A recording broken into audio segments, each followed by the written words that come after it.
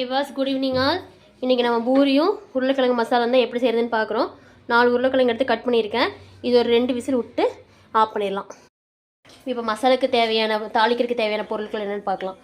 2 பெரிய வெங்காயம், 2 தக்காளி, 4 பச்சை மிளகா, கொஞ்சோண்டு கருவேப்பிலை, அப்புறம் இஞ்சி பூண்டு பார்த்திங்கன்னா ஒரு 20 பல் கல்லில் போட்டு நல்லா குறைன்னு தட்டி எடுத்துக்கலாம். இப்போ எண்ணெய் வச்சாச்சு, கடுகு போட்டாச்சு, கடுகு பொரிஞ்சாச்சு. இப்போ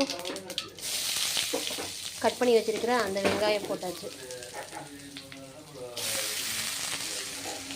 நல்லா வெங்காயம் வணங்கட்டும்.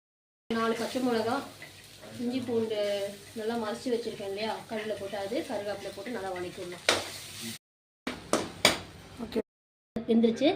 லைட்டாக மஞ்சத்தூள் போட்டிருக்கேன். போட்டுட்டு நல்லா மசிச்சு விட்டு அதுக்கப்புறம் அந்த வணக்கத்தில் போட்டு தண்ணி ஊற்றி கொதிக்க வைக்கலாம். அவ்வளோதான், மசாலா ரெடி.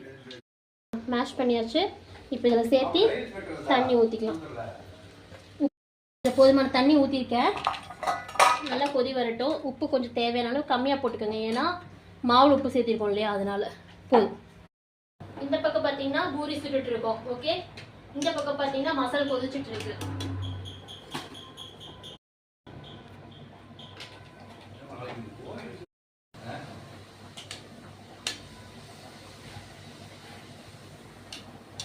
இந்த கோயில் ரெடி ஆயிடுச்சு. பிளேட்டில் போட்டாச்சு, மசாலும் ரெடி ஆயிடுச்சு.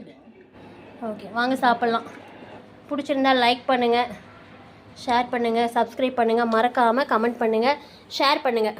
Okay tears, all good night.